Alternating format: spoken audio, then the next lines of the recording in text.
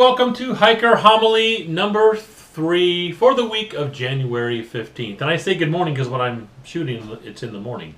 But for you, when you're finally watching this, and by the time I get to edit it and actually post it up there, who knows what time it will be. So, good morning, good day, good evening, good whatever. So, how's it going? Number 3, Hiker Homily.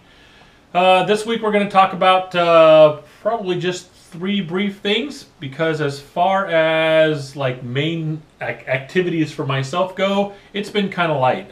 Families, my wife's back at work, son's back at school, and the weather, although we haven't had a huge amount of rain, we've had a couple of decent days of some real downpour, and then just cold, foggy grayness out there. And like I said before, I totally realize that there's folks out there in other parts of the country that are dealing with blizzards and major multiple feet of snow and ice on the roads and things like that. And yeah, so I am not complaining. I'm just simply saying that for me personally, just how it is right now, I have not been out there doing a whole lot of walking or hiking. I've kind of been concentrating on, doing the taxi service for my son at school and taking care of things around the house and things like that, and just kind of enjoying winter time. Kind of doing the inside stuff. I still do some workout stuff inside. One of my son's Christmas presents for since he's getting into track and field and cross country and stuff was a weight bench, because they do certain types of muscle toning aside from running and things like that, and I have actually been using that now and then, and we have a life cycle here at the house, and so I still get some cardio workout stuff in and things like that. I'm trying to get some muscle tone things going too. So I do that, and but just haven't been out much, so not a lot to talk about there. But for Hiker Homily, we have a couple of subjects to kind of talk about, and that's what we're going to do. So welcome to number 3 for Hiker Homily, the week of January 15th, 2018. So what I want to talk about at this point is noon. Yeah, noon. It's lunchtime. I'll see you guys later. All right, I'm just kidding. Noon is that's how it's pronounced. The word is spelled N-U-U-N. So it's kind of odd, and that's one of the first things that attracted me to it, was like, that's kind of odd. How do you even pronounce that? I'm going to look it up just so I can know how to pronounce that word. And it is pronounced noon. And that is what they call an electrolyte hydration system. You can probably, off the tip of your head, especially if you watch sports anywhere in America, name several electrolyte replacement systems that are out there that you just buy at the store and you drink and things like that. As I mentioned, I think in Hiker Homily number 1, I am a Noon ambassador for 2018. What that means is I am not paid by the company to sell their product whatsoever. I don't even have to do what I'm doing right now. I have decided that I am going to do this just to kind of explain what the heck is that and what it is. I am not trying to sell you a product. Do not buy this product if you don't think it is for you. All I'm going to say is it's kind of like a gear review. This is why I use it. Okay, and that's what I'm going to be working on. So Noon, for those of you who don't know, is basically actually they have several different products, but the main thing that I use it for is an electrolyte replacement system, and it is a good alternative for me to some of the store-bought ones that you can get in the fancy bottles and things like that. Number 1, with my particular health things that go on, my doctor has told me I have to try and stay as low in sodium as I can. Now, when you're replacing electrolytes, you have to be replacing some sodium, because you're losing sodium when you're sweating, right? That's why sweat is salty. But some of the current market ones that are in the store are heavy in sodium. Lots of salt in that. You can taste it, okay? And that's not good for somebody like me with the high blood pressure. I'm on high blood pressure medication. I can't just be sucking down things that have a bunch of salt in them. That's not good for me. And also, a lot of the time, they kind of replace some of that energy that you're trying to get back, not just with electrolytes, but with carbs. And I'm supposed to be watching that as well with my blood sugar levels and things. I am not diabetic or anything as far as I know, but I know my blood sugar is always kind of on that borderline. The doctor's watching it for me, with me.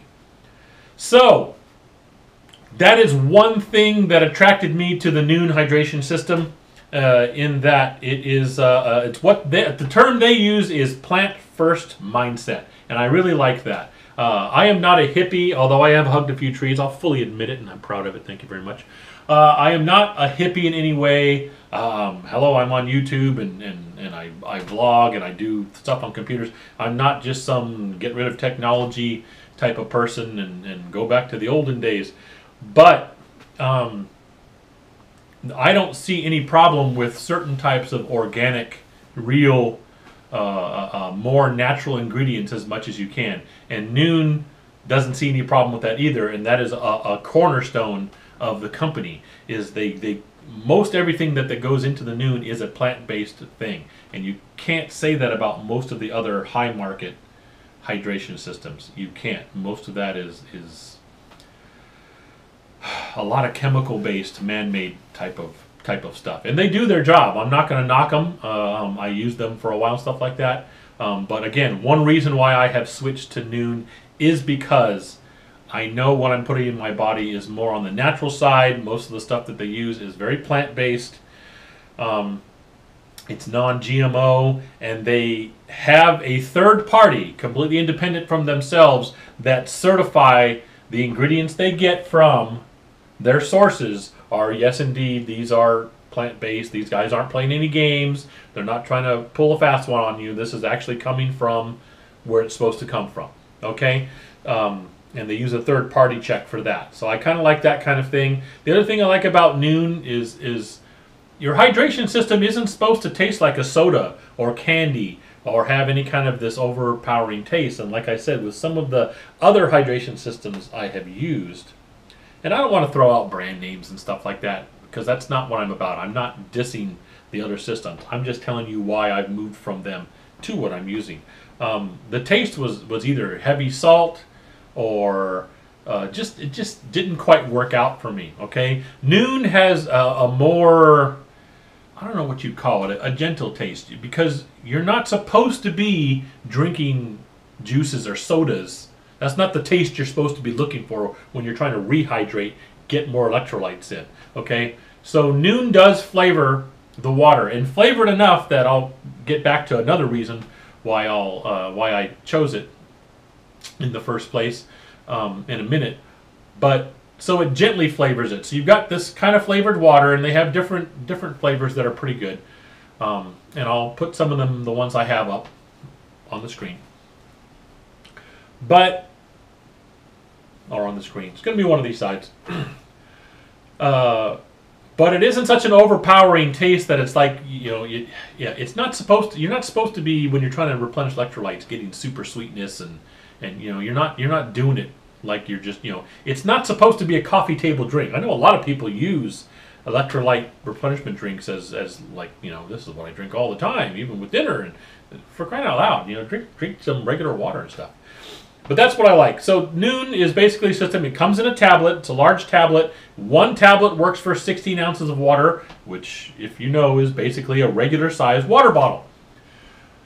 So you put one tablet in the regular sized water bottle. You wait a minute or two, 2 minutes at the most. It's nice and dissolved, and you drink the water. And the water now has, you know, kind of a nice gentle flavor to it, and you're getting electrolytes. They also have a vitamin version, and they have an energy version that all also follow the company steps of plant-based, clean sport. They don't go for any kind of weird, you know, compounds in their drink and things like that. I think the only thing that you'd have to be aware of that's in it is there is a little caffeine in especially the energy one and stuff like that. But it's not so much, it's not like Monster level caffeine, you know, and I don't mean the brand Monster, but hey, there it is, it's out there. But I mean, it's not this giant level of caffeine, and that's where you're getting the energy buzz from. That's not what they do. But for the electrolyte replacement, it is. It's kind of a gentle taste and good looks. And so one of the reasons why I like it as a hiker, because Nuun is very popular amongst runners and other types of endurance athletes and things like that. But it's catching on, and I'm one of the ones who have, I hope will help let it catch on in the hiking community. for various reasons. Number one, sometimes when you're out there, your only choice of a water source is an old cow trough that's kind of sitting there with pond scum on the surface. The people who walk the CDT trail know that's true, and there's a few of those here and there on the PCT. But there are some places that your water sources that, yes, when you run it through a filter, if you have a good filtering system, it is clean water, but it doesn't mean it tastes any good. And so you drop a Nuun tablet in there, not only are you getting electrolytes to help you out, but it improves the taste of the pond scum water. Okay? I also like it because putting up there again, the tube you get, it's small, it's compact, it's very light, so it's easy to put in your pack. It doesn't take up a lot of space. It does not weigh a huge amount. So hardly any kind of added weight to your pack and things like that. And then each tube, I cannot remember how many are in each tube, but I will put it up there when I do the editing and stuff like that. You have easily a week's worth in 1 or 2 tubes. Okay, so if you're out there for a long time, that's awesome. If you're only going backpacking for 2 days or so, you should be able to just bring a tube, and that should be enough to work. So again, the weight is minimal. It's easy to use. It improves the taste if you need your water improved taste. If you're going to do an electrolyte replacement, you're going to get something with a taste anyway for the most part. And Nuun does a very gentle job of that. I enjoy it. And so that's just a couple of the reasons why I have gone to this hydration. Not to mention the fact that I know it works. I've been using it now for probably close to a year when I'm doing my day hikes and things like that. And it's extremely easy. It does work. It hydrates me, keeps me hydrated, gives me those extra electrolytes that I'm losing when I'm sweating things out, especially in the hot summer weather and things like that. And I have taken now to doing one in the morning, even if I'm not going to hike. I use the vitamin one as like a vitamin supplement, a daily vitamin supplement, that I just put it in the water and then I just drink my vitamins. Because at the same time, you're supposed to be keeping yourself hydrated. Hydration is an important thing. And so I used to just drink a bottle of water whenever I could in the morning, things like that. Well, now I can do the exact same thing. I just put a Nuun tablet in it for vitamins. So now I'm getting a bottle of water plus a little bit of a vitamin boost there. So that's kind of cool. I'm feeling good doing it. I like it. It works well on the trail, and that's why I think a lot of hikers, you might want to take a look at this system. It is not overly expensive, and it just it works, and you get several days worth of a supply out of one little tube and things. You know, a bottle of some of the other stuff that you would have to carry and drink, for a fraction of that weight, you have a whole tube that gives you multiple days worth of these tablets, or multiple of these drinks you can make up in water you're going to be carrying anyway, because you're going to have to carry water when you're hiking. All right, I carry several water bottles when I'm hiking, and you know what? Awesome. That just means one of them I can have set up for electrolyte replacement, and one of them just like water if I'm going to be doing overnights and stuff. This is my cooking water. This is my drinking water. There it is. I think it will work really well with hiking, and so I'd like to see it catch on like it has with a lot of the runners and the other types of endurance sport folks out there. So that, you know, I don't want to go too much further on that, because like I say, I'm not trying to sell you the product. This wasn't meant to be a commercial. I'm just trying to list out, these are the reasons why I have decided to use it. I wanted to share that with you, kind of like a mini gear review. This is why I'm using this product hiking. It is one of the things that I use while hiking that I have found helps me in my hiking and recovering after long hikes and things like that. So there you go. You can go to nuunlife.com if you want to know more. Check out their products and stuff like that. If you have any questions whatsoever, you can contact me. The comments below, my email, Instagram, however you want to get a hold of me. You see me on Facebook. I have a page on Facebook titled Hiking for Health CA. So you can get a hold of me that way. Any way you want to get a hold of me, if you have any questions about it or things like that, just let me know and I'll see what I can do. As a Nuun ambassador, I'll be happy to answer whatever questions. If I don't know off the top of my head, I will go to sources that will be able to answer the question for me, and I'll get the answer back for you. So thanks a lot. I appreciate you listening for a little bit, and if it's a product that's just not for you, hey, you know, that's how it is. Everyone has their own needs when they're hiking and things, and some gear doesn't work for some, and it does work for others. So that's just one you might want to consider. Thanks, you guys. So here's a little segment that I wanted to start doing. I don't think I'll do it every single hiker homily, but a little bit at a time. I want to go over some trail terms, because for those of you who don't know, if you're just kind of watching my videos because you know me from other things in life, my old job, or you know, friends of mine from bygone days and all that kind of stuff, and you just happen to be watching and you're not in the actual hiker lifestyle, hikers kind of have their own little language in terms for certain things and stuff. And some of them are kind of cool terms. Some of them are funny. And so I wanted to, every once in a while, just kind of go over, you know, little hiker terms. So the first one I'm going to go over with you is the term blowdown. What is a blowdown? A blowdown is typically a tree, but it could be some other kind of debris or something that has been blown down by the wind, usually into the path, and now it crosses or blocks the path. Blowdowns can be everything from very simple, small little logs that have, you know, trees that have fallen and you just step over them, to very large ones that you literally have to find a new path around to get over and things. Blowdowns are one of the reasons why trail maintenance is so important. For people to come out now and then. A lot of the folks who volunteer to do trail maintenance on the Pacific Crest Trail, a lot of their work is getting rid of blowdowns, and then they do that depending on where they are. If you can believe it or not, in wilderness designated areas, they can't even use chainsaws to do that. They have to use the two-handed, especially for the big trees, old-fashioned, quote unquote, double saw, where two people go back and forth and saw this thing, and then they move the big chunks off of the trail. They usually put them on the side of the trail because that's still part of the natural habitat. That tree fell down naturally from the wind. That's how it goes. And so when they move it off of the trail, they put it usually along the trail, and then it's going to decompose naturally the way it should. But a blowdown is usually a tree or something like that that has been knocked down onto the path and is now blocking or becomes an obstacle on the path. That's your trail term for this week on Hiker Homily. So this week's hiking topic is going to be a situation that has existed probably long before I ever started hiking, because I know it existed and had been a problem when I was an avid backpacker and hiker, even way back into my teens and 20s.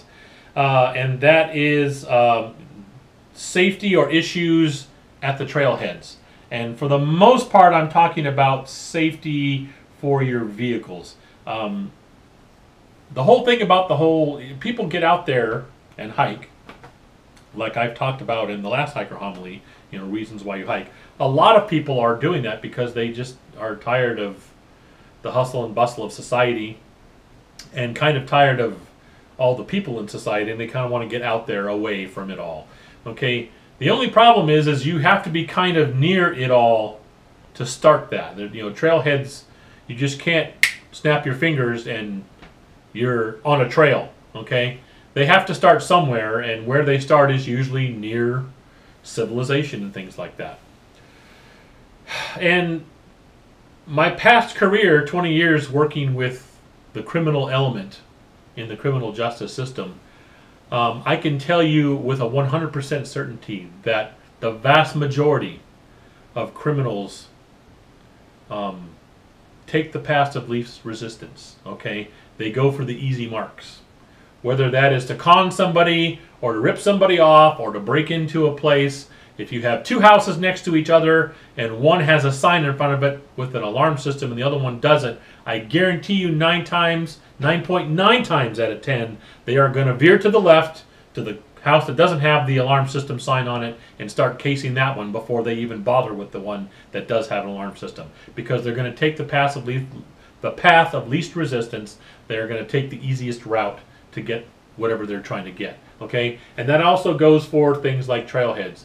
You're not going to have a lot of crime on the trail. I'm not going to say zero, because I don't believe in absolutes like that. But for the most part, most folks that are way out on the trail are out there because they enjoy hiking. They're not out there to victimize people or to take opportunity of that, because that takes work. And these guys, if they wanted to do work, they just go to work. They wouldn't steal stuff. Okay? Just putting that out there. So yeah, for the most part out on the trail, you're not going to have that. But there is that weak point, the trailhead. That's going to be near a town or near a major highway, and therefore it's going to be easy for someone to pull off and say, look at all these cars sitting here. And we know these folks are out there hiking. Even the day hikers are going to be gone probably for a couple of hours. The last day hike I took with the club I went out with, we were away from the cars for 3 to 4 hours. Okay? And if it's a well-known trailhead like for the Pacific Crest Trail, there's a good chance that the person who parked there is going to be gone for days. All right? And so that leaves the car as an easy mark and things. And like I said, this has been an issue since way back when I started backpacking in the 80s. Okay? And it hasn't changed today. Those are weak points. And so there's just no way to absolutely stop it. There's nothing you can do as far as to make that just never happen. That's just not going to be it. But what you can do to help minimize things are certain things. And so here's my advice on that situation. Hopefully you'll like getting a little bit of advice from it. First of all, minimize what you leave in your car. You shouldn't be leaving anything in your car if you're going backpacking unless you can help it.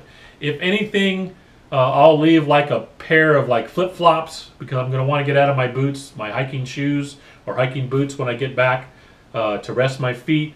And I might not want to dig for my trail shoes if I've been gone for 5-6 days. I usually have a pair of camp shoes in my backpack, but I don't want to dig for those either. So I'll have a pair of flip-flops or very light slip-on shoes, on the floorboards of the car. So when I get there, I can slip off when I'm hiking in, slip into those, comfortable. Okay, maybe a change of clothing if you want to, but you really shouldn't leave a whole lot in your car. You shouldn't be leaving things like your wallet, extra money and things like that. And I'll get into food in a second, because that's a whole separate, almost separate thing. But you definitely shouldn't. So minimize what you leave in your car. If you absolutely do have to leave certain things in your car, do not leave them in plain sight. Okay? Because that's part of the problem. Is I know we do some of the stuff. Sometimes we'll do things, and I'll do it myself. My wife will do it herself. We'll be shopping, and we'll stop at one store. We'll get something, and we have a minivan, so you can kind of see in the back of the minivan when we put stuff there, or we put it in the back seat because it's easy. And then we decide to stop at another store. Okay, now we have this merchandise here. Well, we don't want to make a big to-do of pulling out this merchandise and bringing it around to the back. So we just kind of cover it with the jacket and just make it look like there's a jacket on the floor, okay? And that probably works fine. We've never had any issue with that, even in the city I live in, which is kind of high in car break-ins and stuff like that, unfortunately. But that probably works okay for, an hour shopping or so. But leaving your car on a trailhead where people have plenty of time to look around and case the thing, I wouldn't leave stuff on the floor covered with a blanket or a jacket. I really wouldn't, because they're going to see that, have plenty of time to look at, oh, there's something on the floor. They covered it with a jacket. That must mean it's worth something, because they've hidden it. Next thing you know, you've got a car that's been broken into. Okay? So in order to minimize that, you try not to leave anything. And definitely, if you have to, don't leave it in plain sight. Hide it as best you can. Because that's, again, they're opportunists, and they're going to do the path of least resistance. If it looks like there's something there and they don't want to get caught, they never know when someone's going to come out of the woods, back to their car, because they know, yeah, most of these people are going to be gone for hours, but I don't necessarily know when they left. Maybe they left hours ago. They may be coming back and things. And so most of them are going to do a really quick smash and grab. They have no idea what's under that jacket, but they're going to find out, so they're going to smash the window, they're going to grab it and run, and then look later when they can't get caught and stuff like that. And if it's worthless, they're going to get rid of it. If it's not, then they've got it. Okay, that's how most of them operate. And so you have to kind of be careful for that kind of thing. And then on the food thing, I know some folks, I even hike with some folks where it's like, yeah, when I get back, I don't want to carry a lot of heavy food. I'm going to carry some snacks and stuff. But when I get back, I know I'm going to be hungry. And I don't want to stop at a burger place or whatever because I don't want to spend money or I don't have the money to spend. So I'm going to put such and such in my car, you know, these sandwiches or food or blah. Okay, that might work in some areas just fine. The thing you have to worry about, though, especially if you're in an area with bears, is you are asking for a different kind of break-in then. And you think it's bad coming back to your car to find a window smashed and your jacket gone and the hiking boots that were underneath it gone with them. That's bad. But you come back after a bear has gone through your car, you're going to come back to doors that are bent at the frame, windows shattered, upholstery ripped to shreds. Holy mackerel. It's going to be trashed. So don't leave food in your car for that reason, especially if you're in bear country. If you're not in bear country, you know, kind of know the wildlife in your area is basically what I'm saying. If there's nothing that can really break into a car, awesome. You'll probably be okay then. But just consider where you're at and know the local wildlife before you decide to leave food or something like that in the car. There you go. Just some ideas on how to mitigate damage to your vehicle because it has been an issue for decades and there is no sign that it will not be an issue for decades more.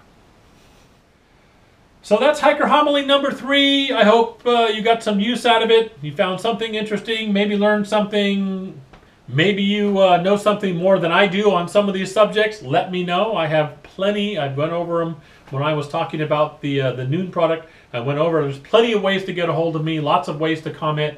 Feel free to do that because I'm just a guy who has had some life experiences in some things. And so we'll share some of that. But that doesn't mean I'm a complete expert on a topic. And even when I am an expert on a topic, and there's a couple of topics I would consider myself an expert on, that doesn't mean I'm the only one. And that there aren't other people who are also experts and maybe have a different view of things. So any of these topics that I cover on any of the Hiker Homilies, if you feel you know a few things that either I missed or, hey, I think it's more like this than what you said, let me know. Other than that, that's Hiker Homily number 3. And next week I should have some interesting stuff because I do have a trip with the Boy Scouts planned. We're going to go on a road trip type of thing. Not really going to be a hike, but it's going to be a road trip out to the Bay Area to the local Coast Guard base where we are going to tour. I think it's a 90-plus foot Coast Guard cutter, which should be awesome. I know the boys are looking forward to it. I'm looking forward to it. It's going to be pretty cool. And depending on how things are allowed, because it is an active Coast Guard cutter and an active Coast Guard base, I don't know what kind of filming I'm going to be allowed to do. It may be curtailed. There may be no filming allowed at all. I don't know. But at the very least, I can come back here and talk a little bit about it. If I end up getting enough footage to do a road trip video for the channel, I will do that. If I only get a little bit of footage or some snapshots or something like that, then I'll probably put them on Hiker Homily. But I have at least a little bit of that to talk about in episode number 4 coming up next week. And other than that, I hope you're all still having a good winter. And as always, thank you so much for watching. I appreciate any of you, whether you're watching it on the YouTube channel directly here, or you're watching it when I put it out there on Facebook and things like that. Thank you so much. I always appreciate that. And you all stay safe out there, and I will see you next week.